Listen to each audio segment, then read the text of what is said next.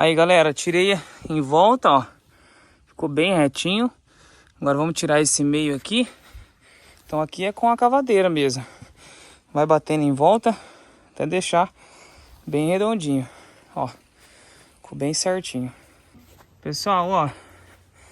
Fizemos a cova certinha, tiramos bem em volta. Agora a gente vai entrar com uma areia, né? Vamos colocar a areia certinho em volta, nivelar. Então tem que ficar nesse nível aqui, ó.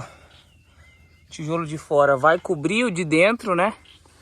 E hoje nós não vamos ter todos os tijolos para colocar aqui. Mas vamos deixar nivelado certinho. Depois a gente coloca uma lona por cima para não chover. Então aqui tá chove e para, chove e para.